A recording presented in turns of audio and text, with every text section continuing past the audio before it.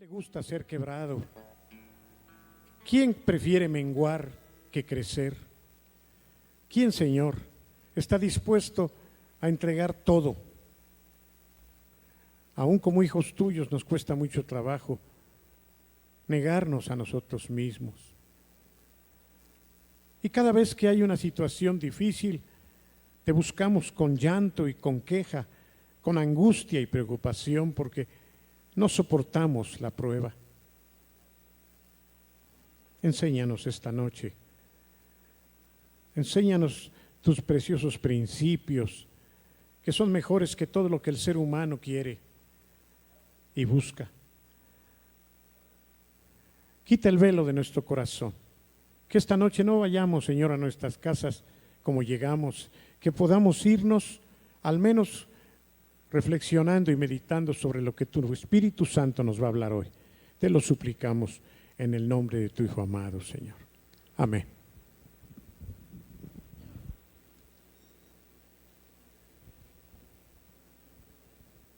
Bien, hermanos, vamos a continuar.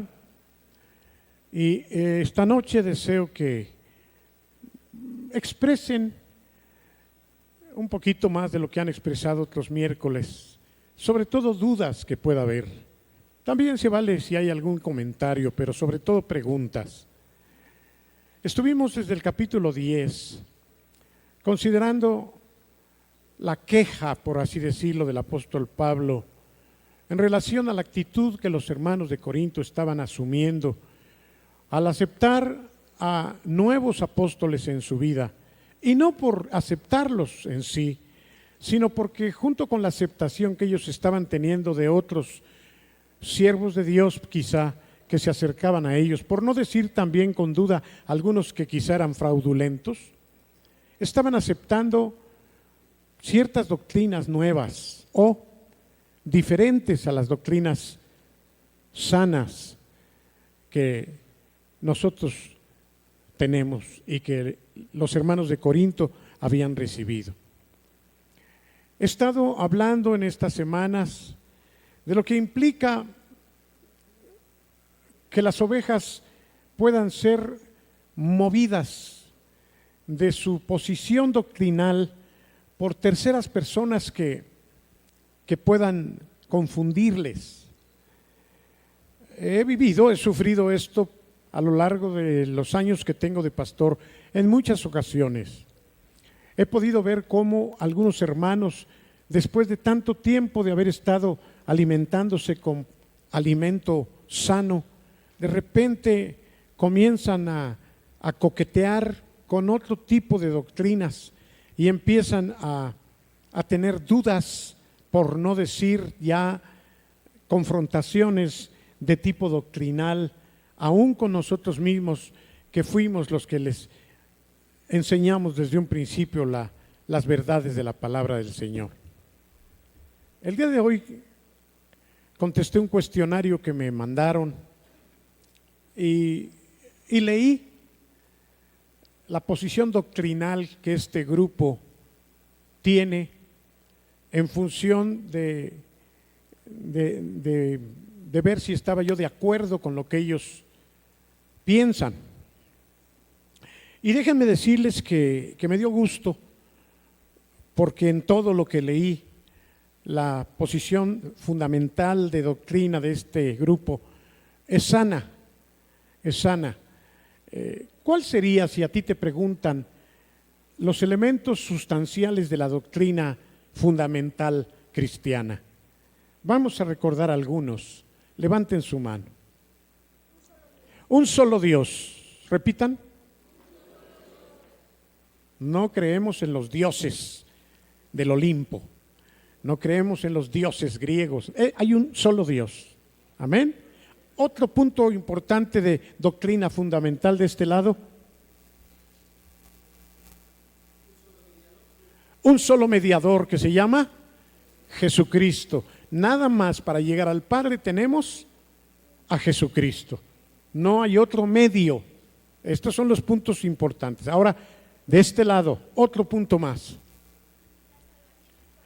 La salvación es solamente por un regalo que Dios nos da. No es por portarte bien, no es por hacer mandas, no es por mucho dinero que des.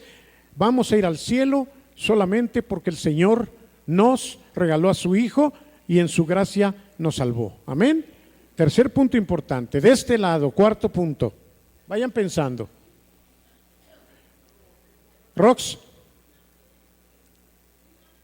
solamente tenemos una fe que es en nuestro Señor Jesucristo. No hay muchos tipos de fe. ¿Sí? De este lado, nada más hay un bautismo. No nos bautizamos muchas veces y lo hacemos en el nombre de nuestro Señor Jesucristo. Porque el nombre del Padre, el nombre del Hijo y el nombre del Espíritu Santo es Jesucristo, porque no hay otro nombre debajo del cielo dado a los hombres en el que podamos ser salvos. Por eso nosotros no repetimos te bautizo en el nombre del Padre, del Hijo y del Espíritu Santo, porque entendemos que el nombre que nos fue dado fue Jesucristo. Tampoco nos vamos a condenar si decimos en el nombre de, pero es como repetir, en el nombre de, en el nombre de y en el nombre de. Cuando es el nombre es Jesucristo, pero es en el nombre de Jesús o bautizados para confirmar nuestra salvación. ¿Qué más?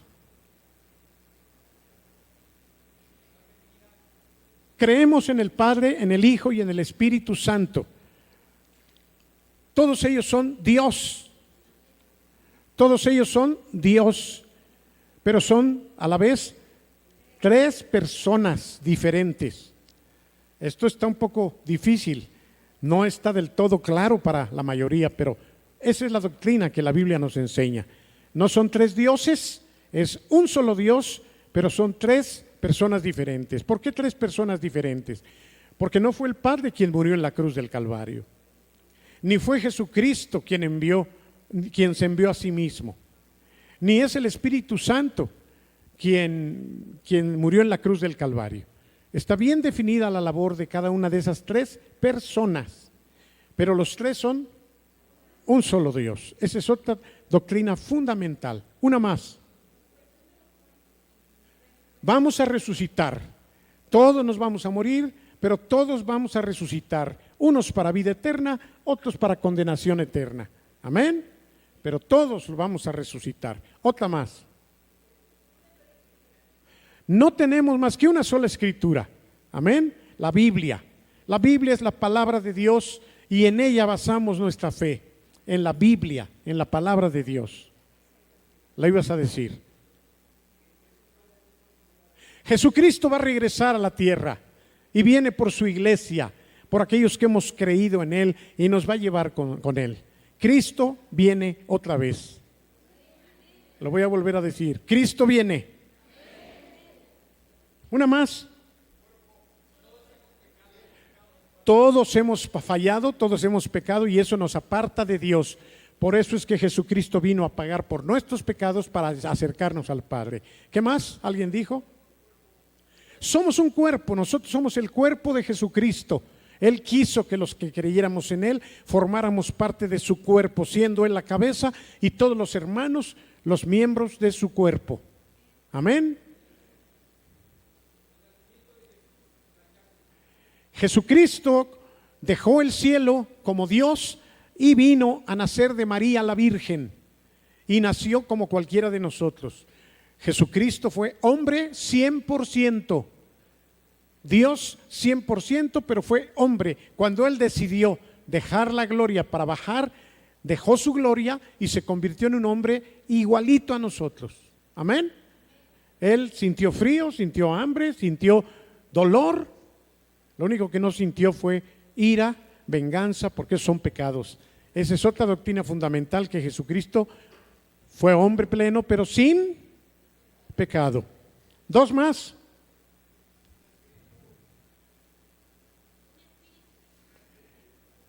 ¿Qué con el Espíritu Santo? ¿Qué me pueden decir del Espíritu Santo?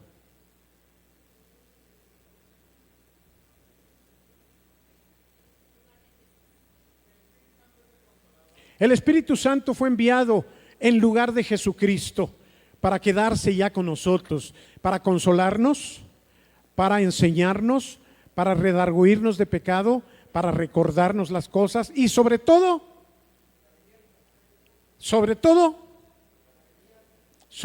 además de guiarnos, liberarnos Ya lo dije, redarguirnos, consolarnos también es cierto, pero hay una cosa importante que están olvidando, muy importante, que tú necesitas, que yo necesito. ¿Para qué vino el Espíritu Santo? Para poder. La vida cristiana no se puede vivir sin el poder del Espíritu Santo. Tú y yo necesitamos al Espíritu Santo, necesitamos su presencia, necesitamos su poder para vivir en santidad, su poder para vencer el pecado. Por eso tú pídele a Dios ser lleno del Espíritu Santo siempre. Bueno, una de las doctrinas que entonces se estaba promoviendo entre los creyentes de aquella época era que volvieran otra vez a la ley que obligaba a la gente a portarse bien para ir al cielo. Miren, hermanos, cuando nosotros pensamos que cumpliendo la ley vamos a ser salvos, en realidad estamos pateando la obra de Jesucristo. Es como si le dijéramos: no necesito que tú mueras por mí, porque yo me puedo buscar mi propia salvación. ¿Creen que eso es posible? Pero algunos, al tratar de portarse bien para cumplir la ley, eso es lo que están haciendo. Y los creyentes de entonces, los corintios y los gálatas, habían entendido muy bien lo que era la salvación por la gracia, únicamente por la fe. Cuando Martín Lutero, ese monje agustino, sí fue agustino, ¿verdad? Sí, Martín Lutero, monje agustino, empezó a tener inquietudes en su corazón respecto a la salvación. Entonces se prohibía la Biblia, pero él se las ingenió y empezó a leer la Biblia a escondidas. Y Dios tuvo en su misericordia tocar su corazón y traer a su vida una revelación. Él entendió, a partir de que se metió a buscar a Dios, que la salvación no podía ser comprada con buenas obras. De manera que en una ocasión se cuenta que él era un fiel devoto sacerdote católico y fue a Roma a acusar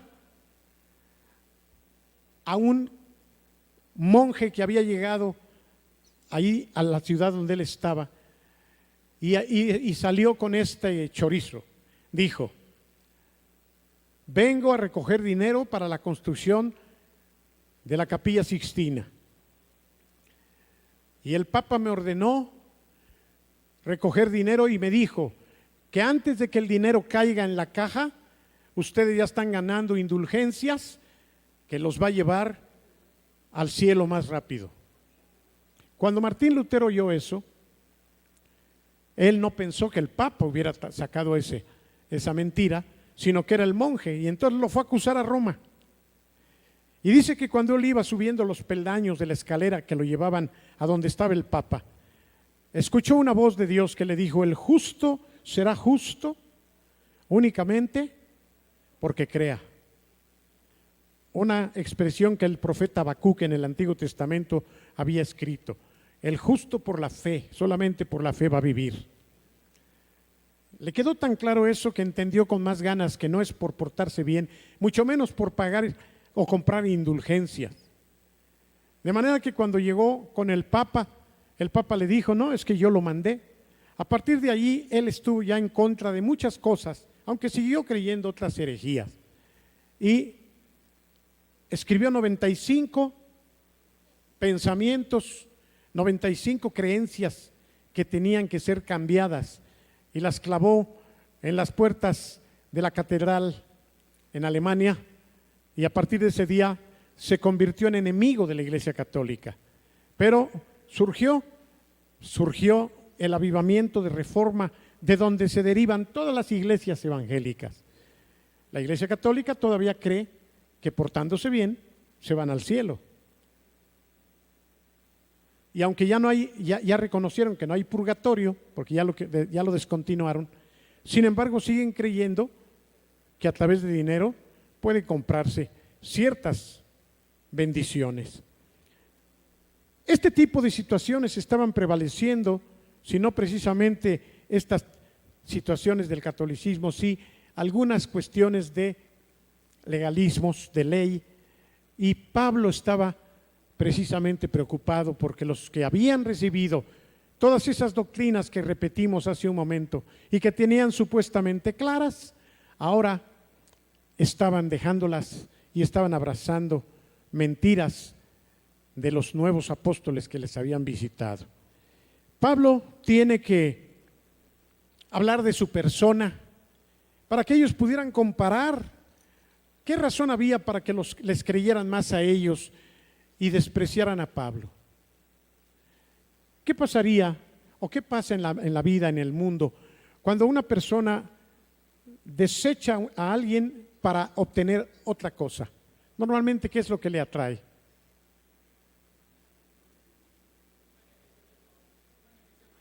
¿Perdón?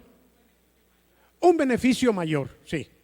A veces no sucede porque yo he visto algunos que dejan unas mujeres muy guapas de esposas y se meten con cada esperpento. Así es, ¿eh? ¿De veras? ¿De verdad? Yo no sé qué les pasa a esos idiotas. Sí, son idiotas porque tienen una buena mujer, tienen una mujer guapa inclusive, y van a caer con un esperpento. Quién sabe, ahí sí está medio chueca la cosa, pero así pasa, ¿no? Algunos no, algunos se ponen más abusados y buscan algo mejor. Igual en doctrina, ¿qué podría ser que ustedes ya no me creyeran y se fueran a otro lugar? ¿Qué podría ser? Algo mejor. Y para que haya algo mejor necesito ser algo peor, necesito ser un pastor chafa, alguien que es un fraudulento, alguien que los está engañando, y entonces ustedes se desaniman de mí, o mejor dicho, se decepcionan, era la palabra que yo buscaba, y dicen, no, pues ya el pastor Memo me parece que ya chafeó. He visto otro por allá que es mejor, y junto con él los otros 5 están chafas. Y he visto, porque me invitaron a un lugar en donde hay un pastor que, híjole, es un sabio, es una chulada de hombre. Eso es lo único que podría llevar. Pero en cuanto a doctrina, ¿qué podría hacer que ustedes cambiaran de doctrina, de lo que ustedes repitieron hace un rato y creen, a lo que podrían tener? Estamos razonando. ¿Qué te movería a ti a cambiar de doctrina en un momento dado? Sí, yo sé que ahorita puedes decir, a mí nada, yo estoy muy bien así, pero ¿qué podría ser?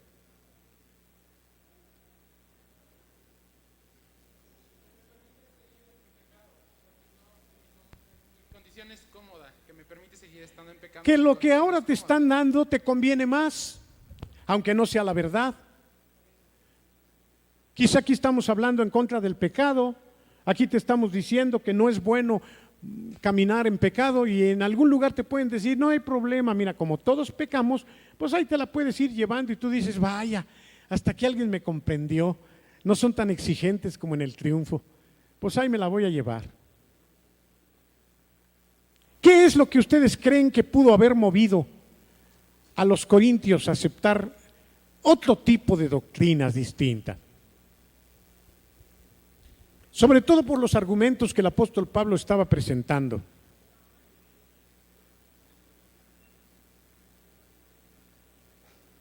¿Qué creen que les haya movido el piso?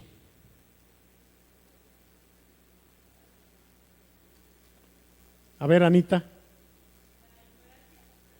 La ignorancia. Sí, pero ¿qué verían? ¿Qué verían? Pues yo creo que habían muy buenos oradores. Muy bien, vas bien. Los engatusaban y pues ellos como no sabían, pues le creían. Vas bien. En esa época había oradores muy buenos. Acuérdense que era la época de los griegos. Oradores excelentes. Oradores que podían envolver la mente. Esa es una de las principales razones por las que ahora mucha gente se va en pos de los grandes oradores, fíjense. Obviamente no por ser oradores buenos, tienen la verdad. ¿Qué creen que mueve a la gente cuando va por el centro y oye a un merolico? ¿Cuál es la característica de un merolico? ¿Los han oído? La labia, la verborrea, que son inteligentes, que hablan rápido, que tienen cierto carisma, sonríen bien, a lo mejor hasta guapetones. ¿Qué más tienen los merolicos? Que te dicen lo que quieres oír. Mire, pase por aquí, tengo para usted en esta mañana lo que a usted le estaba haciendo falta. ¿Cuánto tiempo ha sufrido usted? ¿Cuánto tiempo ha estado deseando que esto y que el otro y que lo demás allá? Pues a partir de hoy yo le garantizo que mire que... Y entonces la gente empieza a escucharlos y dice, ay caray, se me hace que sí, ¿verdad? Esto es lo que a mucha gente le puede mover el piso. Yo les digo que yo creo que Pablo era chaparrito, pelón y de poca monta. Yo creo, por lo que él dice, porque él mismo dice, ustedes cuando estoy presente, para ustedes soy poca cosa. Él está diciéndolo desde el capítulo 10, así se presenta. Pero sepa que cuando yo vaya delante de ustedes, no voy a ir solamente con palabras, sino con demostración del poder de Dios. Y vaya que si lo tenía, ya pudimos comprobar cómo cuando el mago aquel se quiso oponer, por una palabra de Pablo lo dejó ciego. Tómalas. Pablo era un hombre de poder, pero a lo mejor no era tan orador, que era un buen orador, pero a lo mejor no era tan orador como algún otro. Probablemente Pablo no representaba lo que los corintios querían, y por eso cuando escucharon a los demás los aceptaron con facilidad. Por eso es que Pablo entonces empieza una larga lista de lo que él ha estado experimentando, lo que ha sufrido por los corintios y la relación que él ha tenido con Dios. Él dice, ellos son apóstoles, pues yo también lo soy.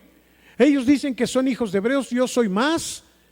Yo soy además fariseo, yo esto y esto y esto, dice, pero estoy hablando como un loco porque yo no debería de presumirles lo que soy, pero lo hago para que ustedes no piensen que ellos son mayores que yo y por eso los acepten y rechacen la doctrina sana que yo les estoy trayendo. Ese era el espíritu que Pablo tenía. Hace 8 días comenzaron con el 12, ¿no? Conozco a un hombre. Si en el cuerpo no lo sé, si fuera del cuerpo tampoco lo sé. Recibió palabras preciosas. Y conozco a un hombre que fue llevado al tercer cielo. Si en el cuerpo no lo sé, si fuera del cuerpo no lo sé. ¿Vieron eso ya? ¿Por qué está hablando Pablo sobre él?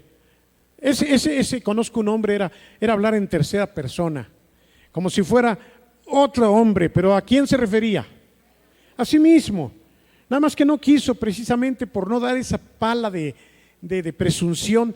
Yo fui al tercer cielo y yo cambió un poquito y dijo, conozco a un hombre que le fue dado una revelación tan tremenda y que para que por la revelación que recibió no se exaltase, no se le subiese en demasiado el orgullo, la vanidad, el Señor lo trató de una manera muy especial. Así comienza el capítulo 12.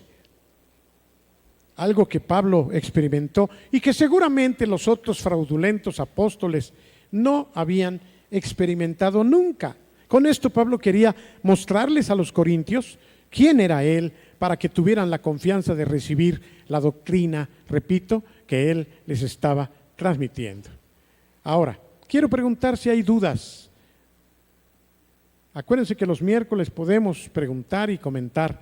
¿Algún comentario sobre todo lo que hemos estado viendo, por favor? No me traje mi Biblia aquí, pero préstame la tuya, ¿sí? ¿Alguna duda, alguna pregunta? Gracias, Beto. La verdad es que no encuentro mi Biblia azul de pescadito rojo con cierre. Si la vieron por ahí se las encargo porque es la que predica sola, igual que esta.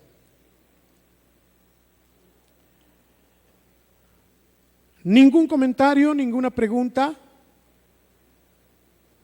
Pablo en el 11 les está pidiendo, tolérenme esta aparente locura al hablar de mi persona y parecer que me estoy engrandeciendo yo mismo. Pablo se estaba dando cuenta cómo los corintios estaban siendo seducidos doctrinalmente por otros engañadores.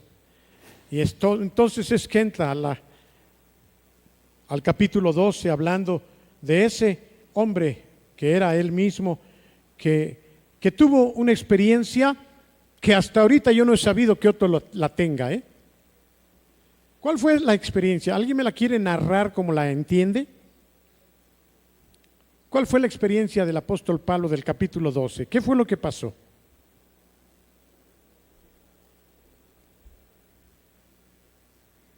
¿No la sabes? ¿No la recuerdas? ¿De qué habla? Georgie. No, antes, ¿cuál fue su experiencia espiritual?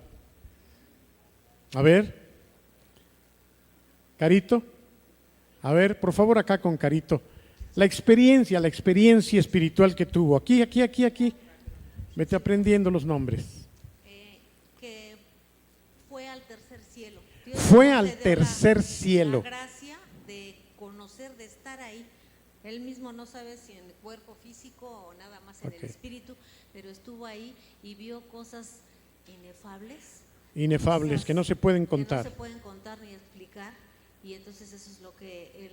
Eso quiere decir inefable, que es algo por encima de lo que se pueda explicar. Pero exactamente qué es, gracias Carito. Miren, lo voy a decir más precisamente. Pablo tuvo una experiencia espiritual en donde se vio transportado a un lugar espiritual que no era la tierra, a lo que él llamó el tercer cielo. ¿Por qué tercero? No sé. ¿Por qué no séptimo? No sé. ¿Por qué no segundo? No sé. La Biblia no enseña eso. Pero él lo denomina tercer cielo. Probablemente hay muchos cielos espiritualmente hablando. Pero dice que él no está totalmente consciente de que haya sido físicamente o espiritualmente.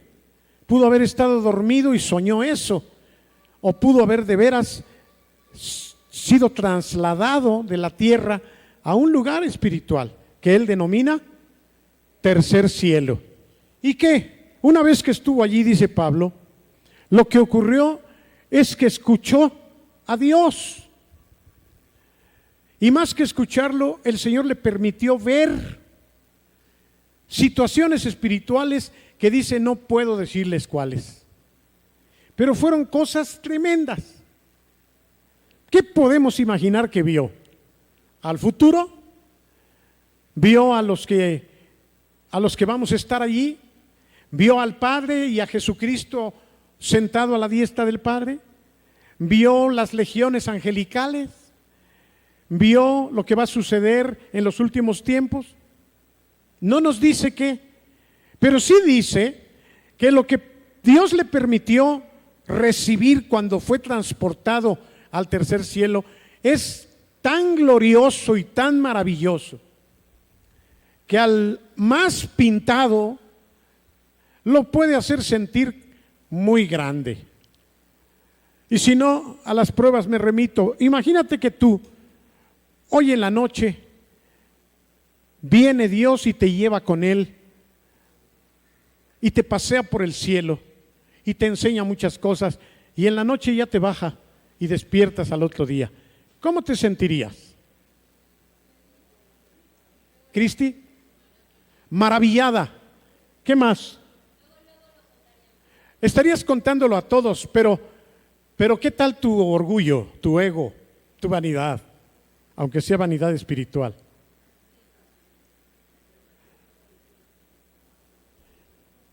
Si en un momento dado se te apareciera el Señor, en cualquier momento, y estuvieras seguro que es Dios quien se te apareció, ¿cómo te sentirías? Imagínate, Alejandra. No solamente me sanó de cáncer, no solamente ¿saben el milagro que también hizo el Señor? Ya lo jubilaron, ya lo pensionaron para toda su vida, ya no va a trabajar nunca más afuera porque aquí tiene mucho que hacer. Fíjense, hermanos, no solamente el Señor le quitó el cáncer, sino que en su trabajo le dijeron, ya está usted pensionado. A pesar de que ya está sano, a pesar de que ya hay un parte médico que dice que ya puede volver a trabajar, en el trabajo le dijeron, gracias por sus servicios, le vamos a estar pagando de por vida. Chequen. Ahora imagínate que hoy en la noche el Señor te permite ir al cielo. No, hombre, serías insufrible ya. Ya nadie te podría ni saludar. No necesariamente, pero la tendencia humana nos llevaría a una actitud más o menos así. Imagínense yo como pastor si tuviera una experiencia así. Aleluya. Pues Pablo como ser humano tenía el peligro de, mírenme,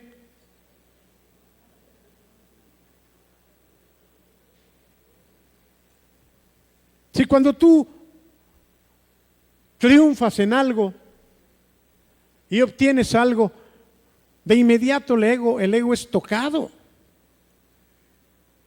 Así es nuestra naturaleza humana.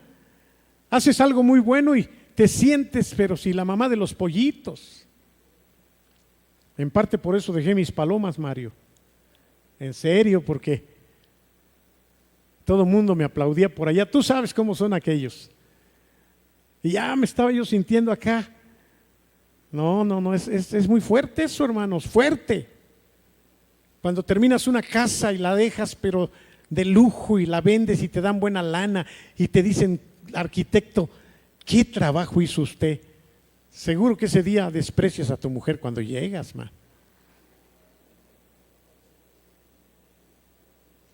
Bueno, la Biblia dice que Pablo entendía que le podía afectar esa revelación tan grande que tuvo, y dice que Dios, por esa posibilidad de que se le subiera, le mandó, fíjense cómo lo menciona él, un aguijón en su carne, pero también le llama un mensajero de Satanás. No nos dice qué fue. Hay indicios. Yo creo que fue una enfermedad de los ojos, casualmente.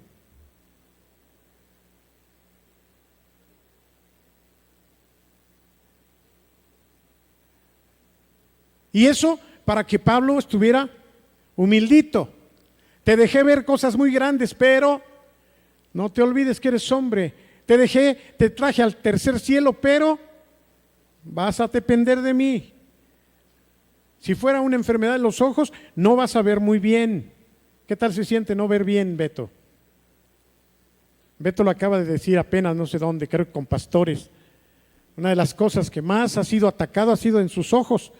Un día lo dejaron de un pedradón sin un ojo, y otro día en un accidente por poco y le perforan el ojo también.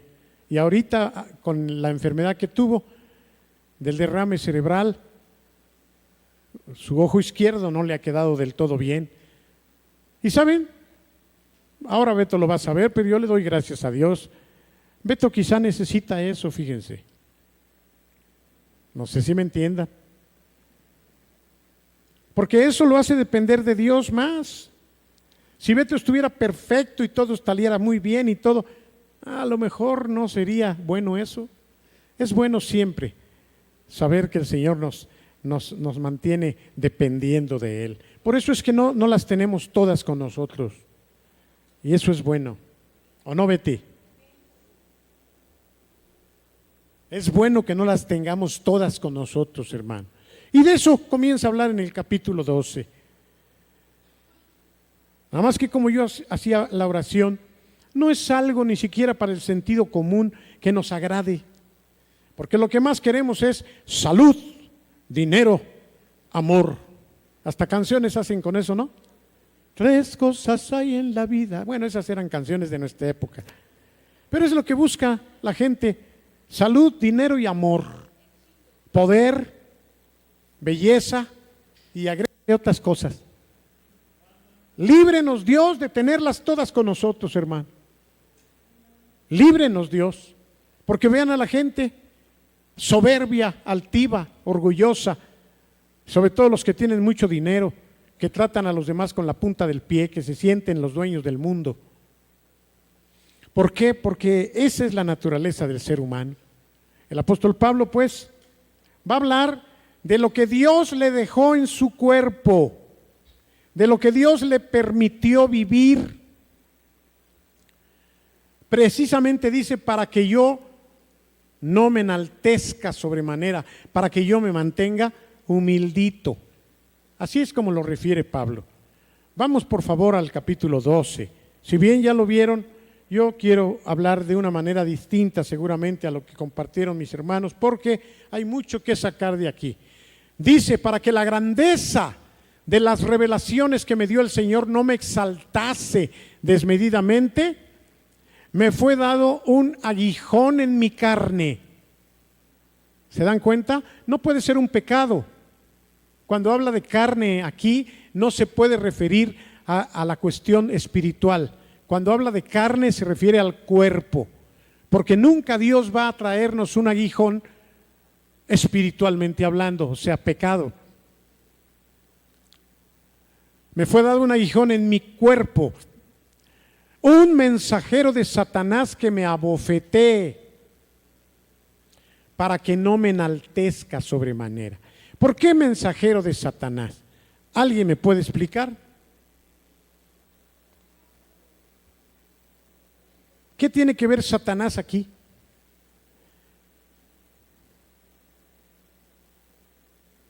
Estamos aprendiendo doctrina.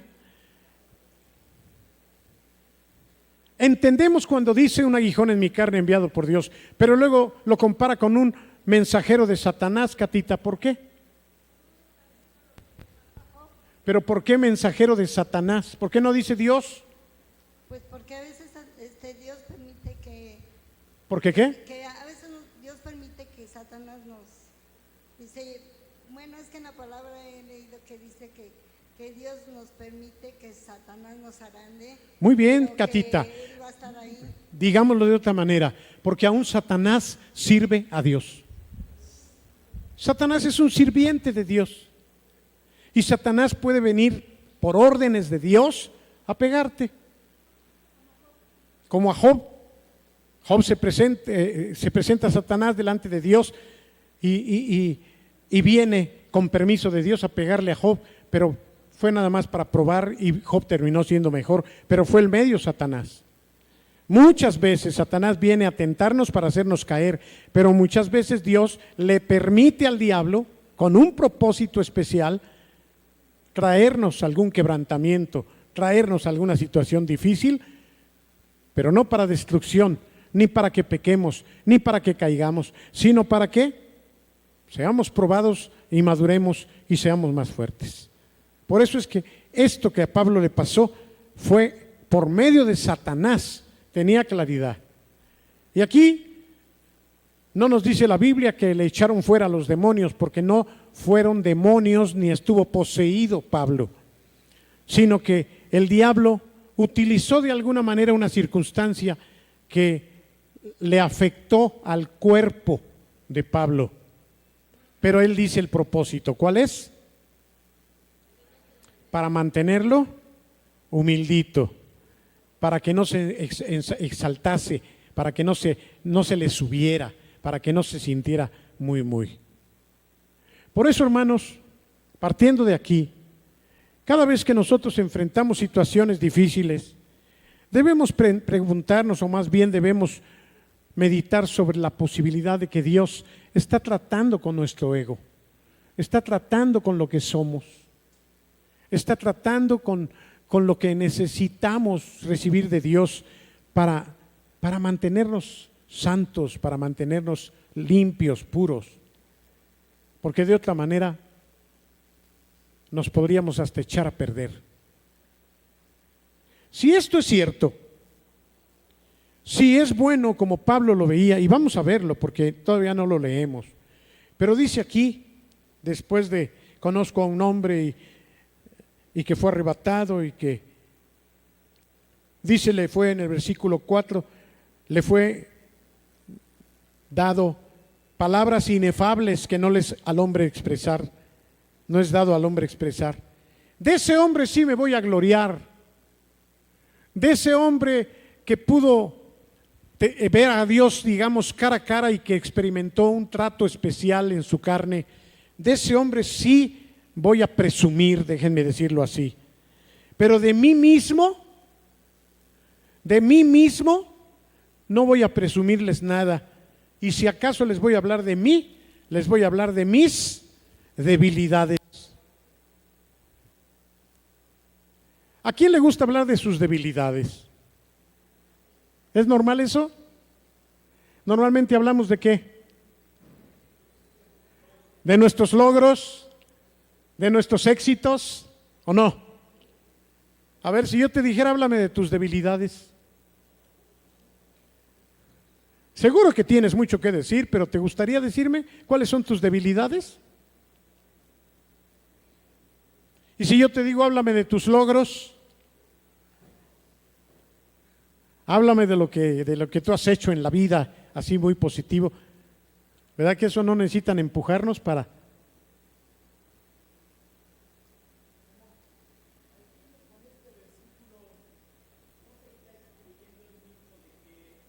A ver, ahí está el micrófono.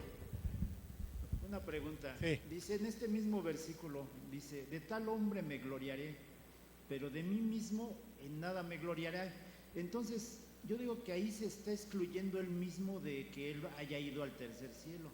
Y pudo bien haber sido una persona que él conocía de cerca que le contó que fue al tercer cielo. Entonces, dice ahí en el verso 5, de tal hombre, o sea, esa persona que era cercana a él, de él presumiré, pero de mí mismo yo no presumiré, sino entonces en mis debilidades. Entonces yo creo que ahí se está excluyendo el mismo de que él haya sido. No por esto, porque el contexto de todo el capítulo 12 termina hablándonos de él mismo. Es fácil derivarlo, porque velo si no. La pregunta va a quedar en el aire y ve todo lo que vamos a estar viendo para que veas que no, aunque parece que se excluye y habla de un tercero, en realidad está hablando de sí mismo. Ahorita vas a ver por qué. En primer lugar habla de las debilidades de Pablo. Dice, aunque no dice yo, dice, si quisiera gloriarme, ahí sí está hablando él, no sería insensato, porque diría la verdad. ¿Qué es lo que él podría decir con verdad y que sería parte de su gloria?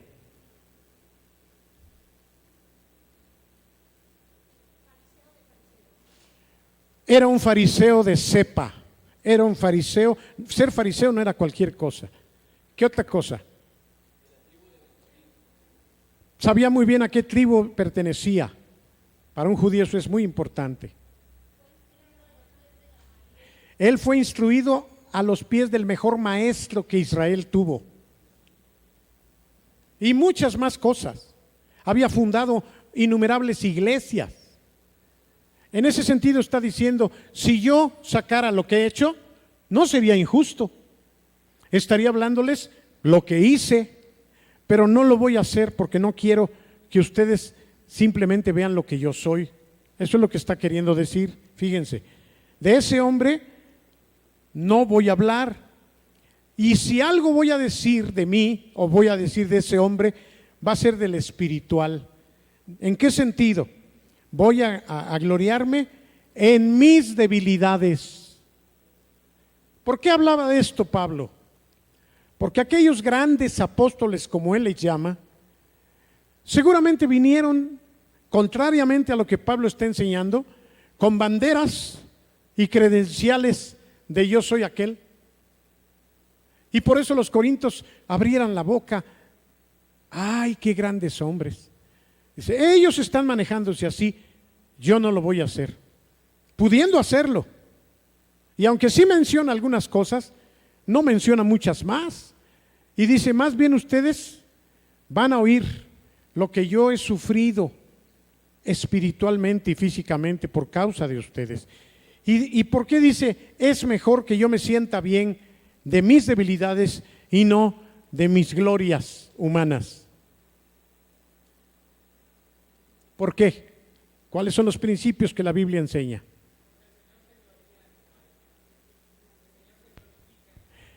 Porque el Señor se glorifica.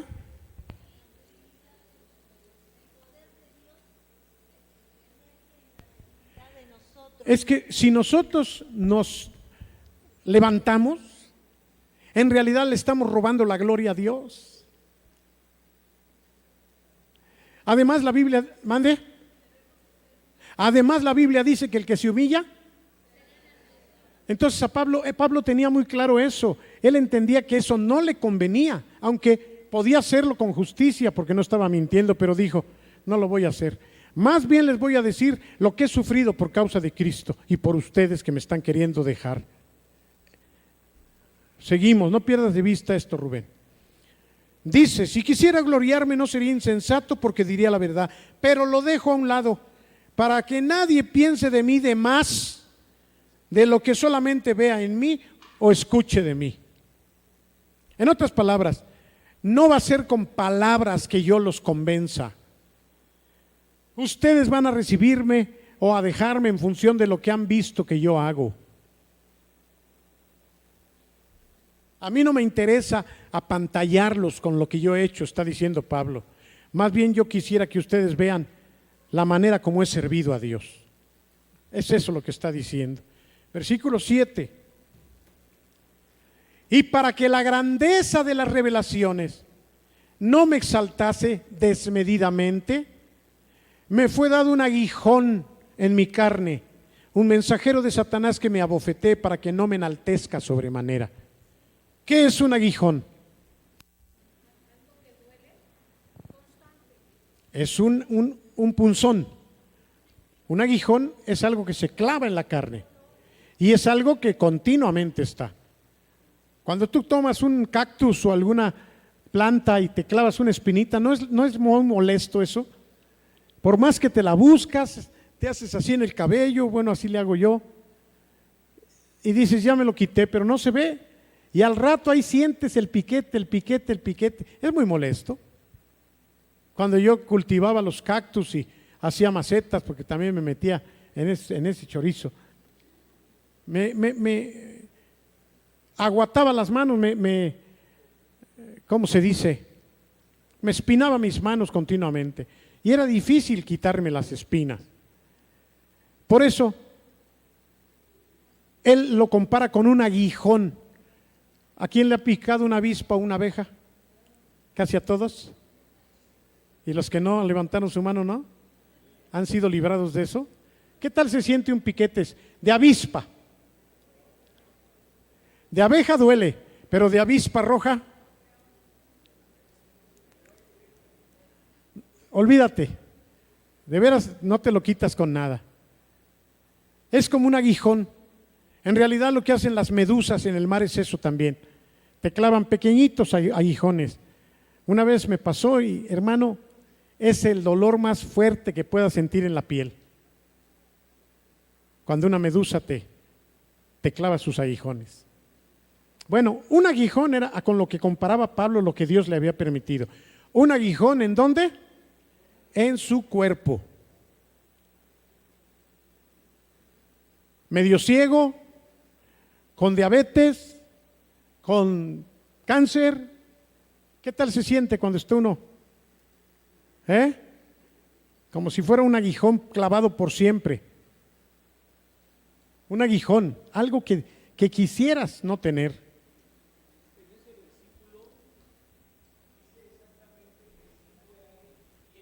Claro, y aquí ya está personalizando los Rubens,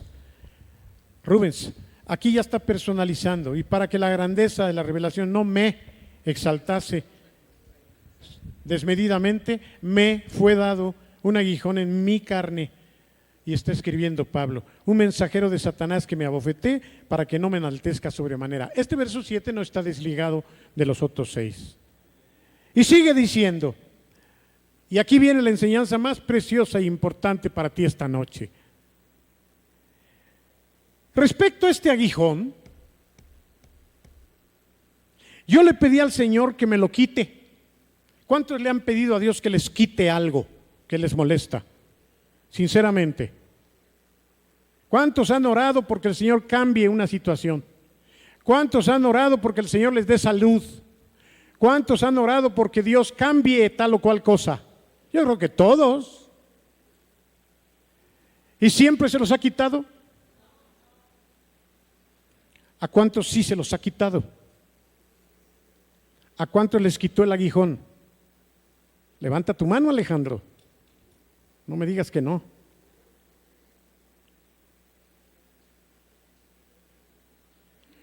El apóstol Pablo tenía una relación con el Padre de maravilla, hermano.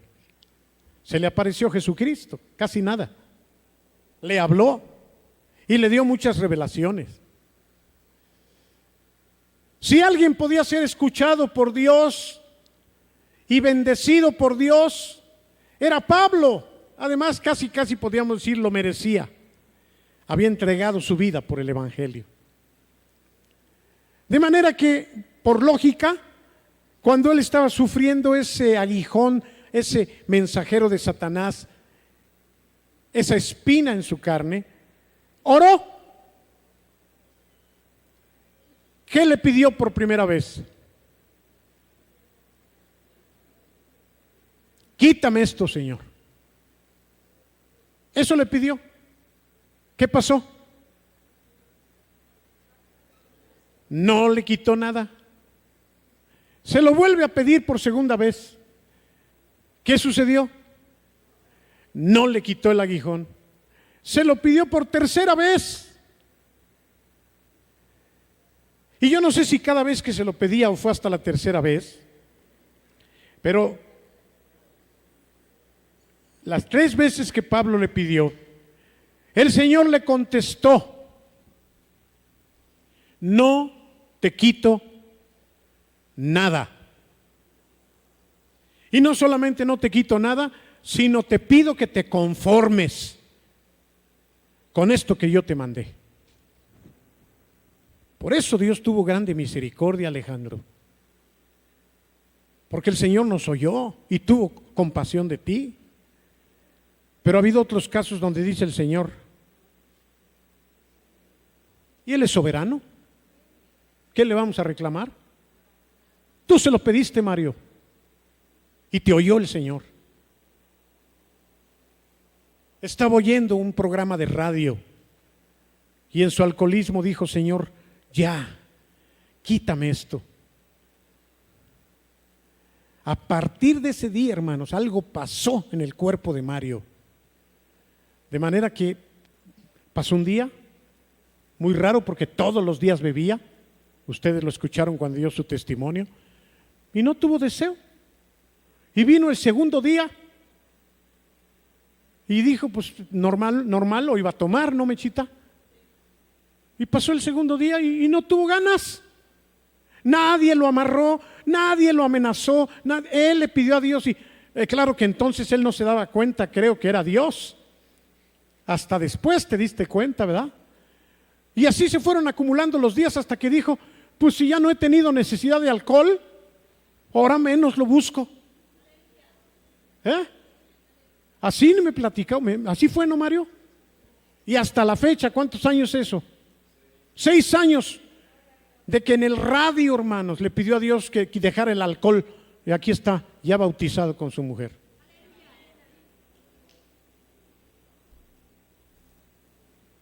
Pero ha habido casos donde el Señor dice: no te quito nada. Y sobre todo a Pablo, con una vez que Pablo le hubiera pedido, siendo Pablo, claro que te quito el aguijón, mi hijito lindo, si tú me has servido. Si tú eres, además, sin aguijón me vas a servir mejor. No te quito el aguijón y además, confórmate con lo que ya te di. ¿Qué dirías tú? Bueno, yo sé lo que dirías porque lo has dicho. ¿Cuántas veces? Normalmente lo que hacemos es desanimarnos, sentirnos mal, reclamarle a Dios, amargarnos, dejar de venir a la iglesia. ¿Qué más? Enojarnos. ¿Tú te has enojado? Es válido, es válido. Y Dios no se enoja, Dios nos conoce. ¿Saben lo que Betty ha pasado? ¿Por cuántos años ya, Betty? 5 años. Y hasta ahorita el Señor nos ha dicho, no voy a quitarle el aguijón a Betty. ¿Por qué? No me pregunten por qué. Pero a partir de hace 5 años, Betty con todo y todo, aquí está, y aquí está, y aquí está, y aquí está. Y a veces viene casi arrastrándose, pero aquí está. Como para que cualquiera le dijera, ¿sabes qué?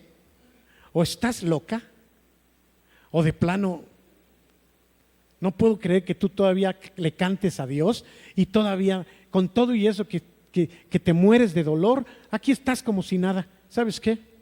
Maldice a Dios y muérete, le dijo la esposa de Job a Job. Pero Betty dice, no, voy a seguir viniendo y voy a seguir cantándole a Dios.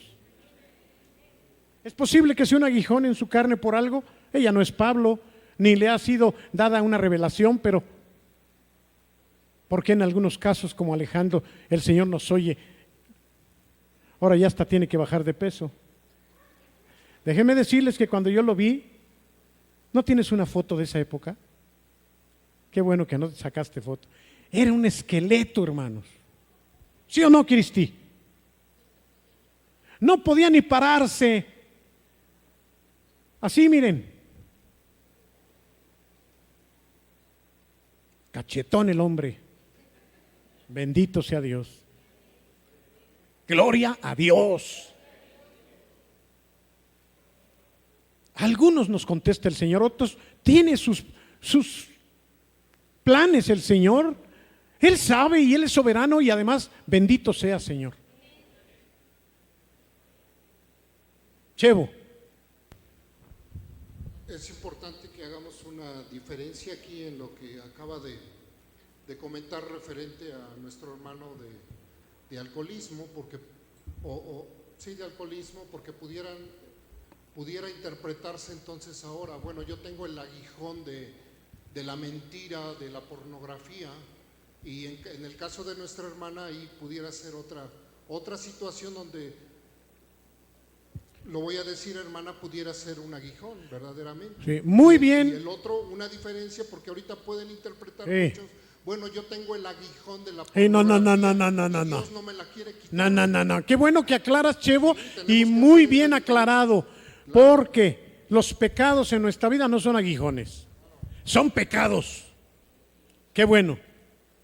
Y lo que Mario estaba viviendo no era enfermedad, era un pecado, pero hice referencia porque también Dios se lo quitó. Dios, no podemos decir que Dios se lo mandó, pero se lo quitó, eso sí sabemos. Y sí, qué bueno que lo aclaras, porque una cosa es un aguijón como el de Pablo, como el que podría ser en alguno de nosotros, que no tiene que ver con pecado, y otra cosa es que lo que vivimos es consecuencia de nuestro pecadote. Yo conocí a un hombre que era homosexual y se agarró de este versículo para decir que era un aguijón en su carne. Mira, nada más. Es que no puedo dejar mi pecado de homosexualidad porque es un aguijón que Dios me mandó. ¿Entienden la diferencia? No. Un aguijón no tiene que ver con tu responsabilidad. Planteemos las bases de un aguijón. Un aguijón no es algo que viene como consecuencia de tus pecados. ¿Queda claro eso? Y qué bueno que lo aclaraste, Chevo. Para eso están, para aclarar los pastores. Un aguijón va a ser algo que Dios permite en tu vida, de lo cual tú no eres responsable y que trae una consecuencia o va a traer un beneficio espiritual que Dios te quiere mostrar. ¿Amén? ¿Alguna otra pregunta o aclaración o duda? Liz. Solo quería leer ese versículo en esta versión. Dice, 3 veces he pedido a Dios que me lo quite y las 3 veces me ha respondido, debe bastarte mi amor, mi poder se manifiesta más cuando la gente es débil. Claro que el final todavía no lo había yo leído. Ya se me adelantó Liz. Yo solamente estoy en la primera parte que dice, no te quito el aguijón, confórmate con mi gracia. Como si te dijera Dios, mira, no me pidas que te quite eso que no te gusta, confórmate con que ya eres salvo y eres mi hijo. ¿Cuántos diríamos amén? Les voy a dar otro chance. ¿Cuántos diríamos amén? Yo diría amén. No es fácil, pero yo diría amén. De hecho, diario yo le digo, Señor, si esto, y Él sabe qué, es un aguijón, bienvenido, Señor. Pero si no fuera, te pido, y entonces le hago la petición.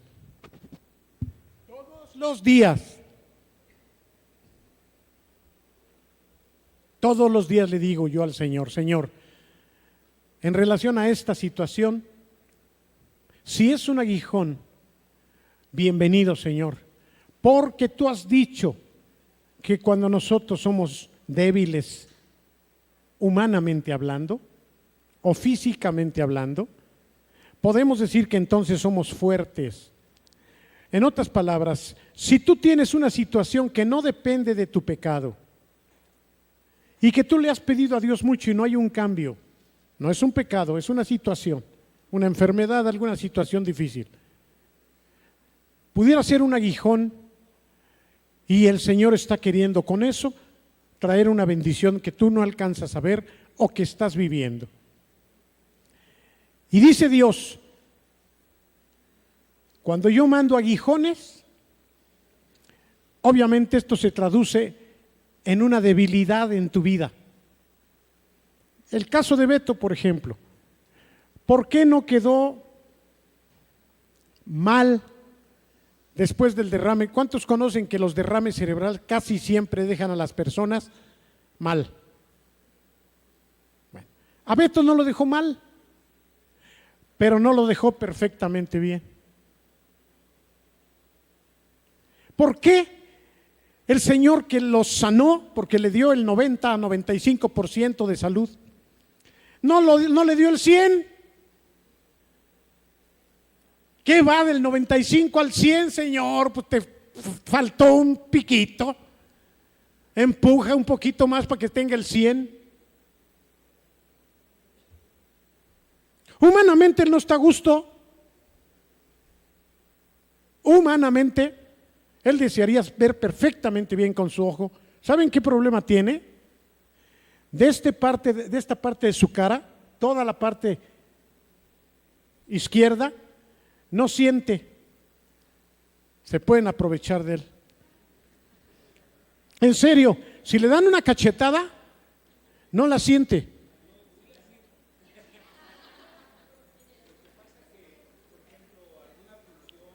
Si le pican con un alfiler, lo frío, lo caliente. Por eso es que ahora que estuvo mal de su ojo, tenía molestia nada más y se empezó a tallar, pero no sintió y se abrió. La nariz nada más esta parte no la siente. Más o menos como cuando vas al dentista y te ponen la inyección y no sientes nada y te puedes hasta morder, que no lo hagan porque ya cuando pasa la anestesia te lastimas. Así es como está Beto.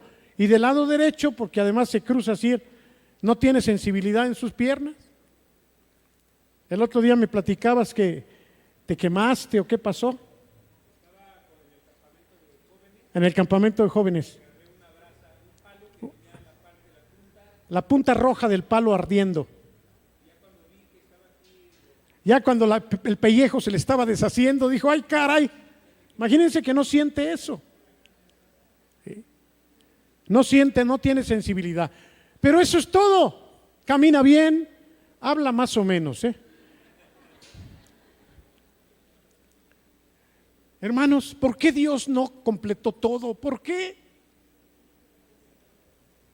No podía Dios, le falló a Dios. Algo malo hiciste que estorbó que no fuera al 100. Yo creo que tiene un propósito con eso el Señor. ¿Se acuerdan de Jacob? Cuando peleó con el ángel en la noche y al día siguiente le dice, suéltame, y le dice, Jacob, no te suelto hasta que me bendigas. Y ya cuando lo bendijo, se separa el ángel del pleito y Jacob, y se va Jacob para toda su vida. Un recuerdito para que te acuerdes que yo soy Dios, para que te acuerdes que yo tengo tu vida en mi mano.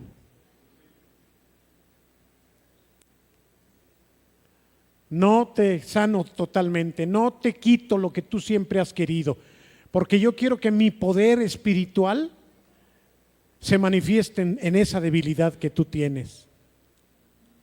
Mi poder se perfecciona en tu debilidad, agregó Pablo. Cuando tú eres débil, humanamente hablando, entonces es cuando puedes ser fuerte espiritualmente. Y viceversa, cuando humanamente tú te sientes Superman, espiritualmente no vas a andar muy bien. Y Pablo, después de este análisis que hace de lo que está pasando en su vida, termina con una reflexión preciosa que es la enseñanza que vamos a seguir viendo, porque eso es muy rápido para 1 o 2 reuniones. Pablo termina diciendo: por tanto, una vez que ya entendí que esta parte de mi vida, que Dios no me escucha y que no es mi responsabilidad porque no es de un pecado, ahora entiendo, si por esto voy a ser fuerte espiritualmente, si por esto voy a estar mejor con Dios, bienvenido problema. Me gozaré más bien en mis debilidades. Me voy a gozar más bien cuando me estén escupiendo. Me voy a gozar cuando me persigan, porque ya entendí que cuando soy débil es cuando soy fuerte. Cuando soy débil es cuando soy fuerte. Por eso yo quiero más de ti. Menguar. ¿Para qué? Para que crezcas tú. Quebranta mi vida. ¿Te entrego qué? Mi voluntad. Todo lo que soy, todo cuanto tengo es tuyo. Y lo único que te pido es, yo quiero menguar para que crezcas tú. Esa es la preciosa enseñanza, hermano. Dios permita que esto te ayude. Cada vez que tú estás quejándote de algo que ya quisieras que desaparezca, piensa que Dios te está bendiciendo y que va a traer algo mejor. No le reclames, no te desesperes, confía en Dios y Él te bendecirá más de lo que tú crees. Dios te bendiga, hermano.